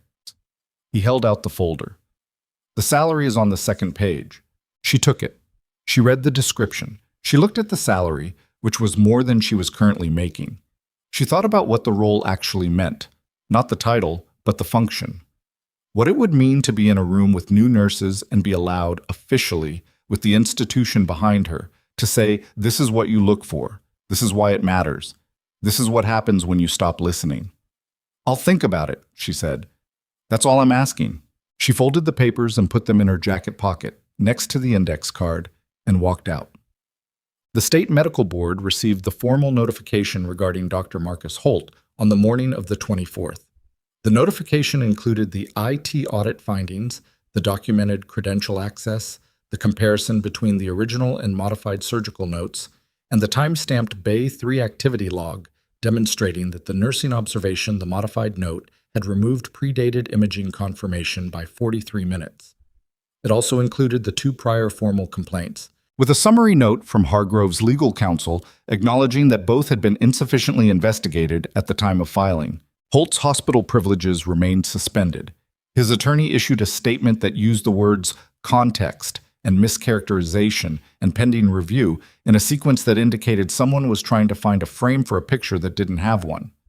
The medical board's preliminary review was scheduled within 21 days, not 30, because the involvement of a federal military patient triggered an expedited timeline that Holt's attorney had apparently not anticipated. Callie learned most of this secondhand, from Teft, who called on the morning of the 25th with the specific brevity of someone conveying information rather than editorializing, and from Deb, who had developed a habit of appearing at the end of Callie's shifts with updates delivered in the tone of someone reading from a maintenance log, matter-of-fact and complete. Paul from HR appeared in the nursing station on the 26th to formally process the removal of the written warning from Callie's file. He brought the form in triplicate. The pen worked on all 3 copies this time. He said, "I'm sorry this took the path it did," in a voice that sounded like he meant it, which she gave him credit for. "Thank you, Paul," she said. He nodded and left with his copies, and she watched him go and thought about how many forms had passed through his hands over the years that had done damage without anyone understanding fully what they were signing. On the 28th, Derek Voss was transferred to Fort Calloway's medical facility. Callie knew this because Teft had told her, but she also knew it because she had gone to the ICU on the evening of the 27th, not on shift, not officially, just as herself, and sat for 20 minutes in the chair beside his bed while he was awake and coherent and eating something from a tray that he described as aggressively beige. "You look better than the last time I saw you," she said. "Last time you saw me, I was bleeding into my own retroperitoneum," he said. "That's a low bar." "You also said one word to me and then lost consciousness." "Yeah." He looked at her. He had the specific look of someone who had been close to a line and had come back from it and was still calibrating the distance. "I knew it was you, the way you were standing. You always stood like that, back from the room, watching the angles." He paused. "I told my wife about Kesh Valley. Not the classified parts. Just that there was a medic who stayed when she didn't have to." Callie looked at her hands. "She wanted to come thank you herself," he said. "I told her you probably weren't going to love that." "I wouldn't have hated it." He looked mildly surprised. She was mildly surprised herself. "You've been here 3 years," he said. It wasn't a question. Teft had clearly briefed him. "Dunmore." "Yes." "Why here?" She thought about how to answer that honestly. "It's far enough from everything that it felt like starting over, and close enough to Fort Calloway that I could—" She stopped. "Keep an eye on things," he said. "Something like that." He nodded slowly. "You were never really starting over, were you? You were just pausing." She thought about the field manual on the shelf, the one she hadn't needed to read in 3 years because the reading was already done, the jacket she never fully stopped wearing, the position she always took in rooms, back from the cluster, watching the angles. "Maybe," she said. He was quiet for a moment. "What are you going to do now?" She thought about Paige's folder, the salary on the second page, the description of a role that would put her in rooms with young nurses and give her the institutional permission to say the things she had spent 3 years saying only to herself. "I've been offered a position," she said. "Teaching." "Are you going to take it?" "I haven't decided." He looked at her with the expression of a man who had decided something about her and was choosing whether to say it. He said it. "You're good at this, Callie. Not just the medicine, the staying, the watching, the being right when everyone around you is loud and wrong." He shifted against the pillow, which cost him something. The repair was intact, but the body remembered. "That's not something you retire from. That's something you hand on." She sat with that. "Get some sleep," she said, standing. "You're moving tomorrow." "I know." He looked up at her. "Thank you. For both times." She picked up her jacket. "Don't get shot again," she said. He almost smiled. "I'll do my best." She walked out of the ICU and down the corridor and out through the ER entrance into the Nevada evening, which was doing what Nevada evenings did. The heat releasing slowly, the sky going colors that had no equivalent anywhere she had lived before. The dry air carrying the smell of the desert that stretched north toward Fort Calloway, and beyond it to everything that was out there and not on any map she had been permitted to keep. She stood in the parking lot for a moment. She thought about what Voss had said. "That's not something you retire from. That's something you hand on." She had spent 3 years maintaining a version of herself that was deliberately smaller than what she was. Not out of shame, she had not done anything to be ashamed of, but out of the specific survival instinct of someone who had learned that the full version of herself made certain kinds of rooms uncomfortable. She had come to Dunmore to be a nurse in the margins, unremarkable, doing good work in a register that didn't attract attention, and she had succeeded at that for 3 years until a man with 3 bullet fragments and a familiar bruising pattern had come through the doors, and the situation had required more of her than the small version could provide. The situation had always been going to require that. She understood that now. The small version was never going to be permanent. It was a waiting room. She had just been waiting without knowing what she was waiting for. She pulled out her phone. She called Paige's office and got his voicemail because it was after hours, and she left a message that said, "This is Callie Reeves. I've considered the position. I'll take it. We can discuss the details in the morning." She hung up. She stood in the parking lot for another minute, doing nothing in particular, and then she got in her car and drove home through the Nevada evening with the window down and the desert air moving through the car. And for the first time in 3 years, she did not feel like someone occupying a place temporarily. 31 days later, the State Medical Board completed its preliminary review of the case against Dr. Marcus Holt and issued an interim suspension of his medical license pending full disciplinary proceedings. The suspension was not a quiet administrative action. The board's summary, which was a matter of public record under Nevada's medical licensing statutes, documented the specific findings in language that did not soften the contours of what had happened. The falsification of a medical record, the unauthorized access of a colleague's system credentials. The prior complaints, now formally re-examined and found to have been inadequately addressed.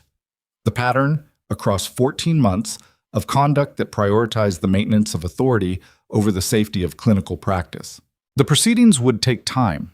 These things always did. Holt's attorney was competent and the legal process had its own pace. But the interim suspension meant he was not practicing. The summary meant anyone who searched his name would find the board's account before they found his CV. The 14 months at Hargrove, which had once been the most recent and polished entry on an 11-page record, now existed inside a context that could not be separated from it. Callie heard about the suspension from Teft, who called at 7 a.m. with the news delivered in the same even tone he used for everything, which she had come to understand was not emotional flatness, but rather a form of respect. The refusal to perform feelings about things that were real enough to stand without performance. "The board's summary is thorough," he said. "I know. I read it." A pause. "How are you doing?" It was not the kind of question Teft usually asked, and the fact that he was asking it told her he actually wanted an answer. "I'm okay," she said. And then, because it was Teft and he had earned more than the short version, "Better than okay. I started the new role this week." "The teaching position?" "Yes." "How is it?" She thought about the room she had stood in 2 days ago.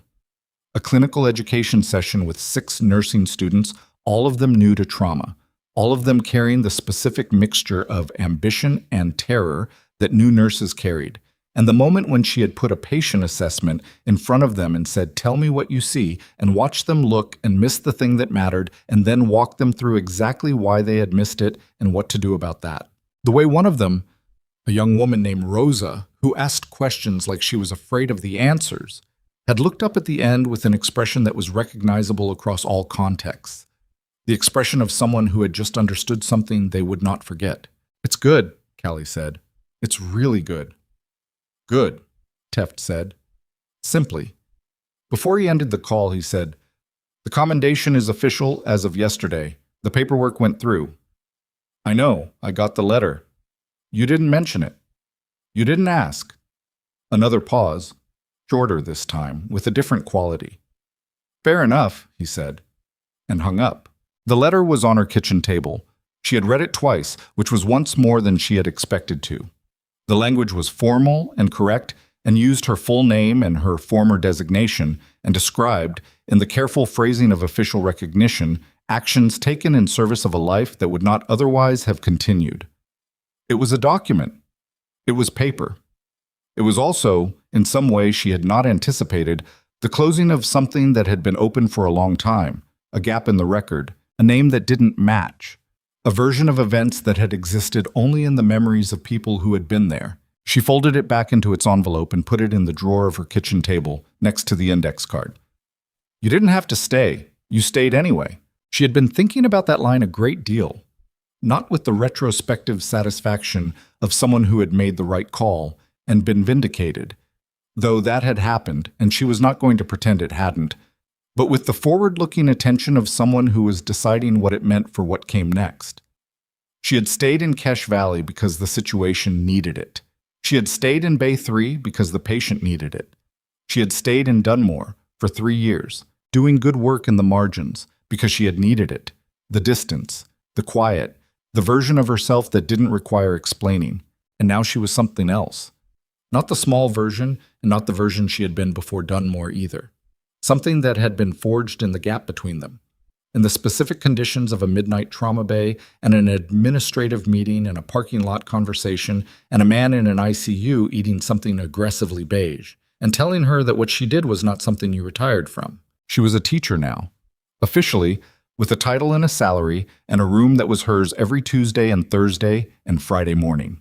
6 nursing students this week, 8 next month when the new cohort arrived. She had been given the latitude to design the curriculum herself, which Paige had presented as a professional opportunity and which she understood as an act of institutional trust that was also, in its way, an apology. She was going to use it, not to produce people who could perform competence in the way that a certain kind of institution rewarded the performance of authority, the management of appearances, the tactical silence in rooms where speaking would have been professionally costly.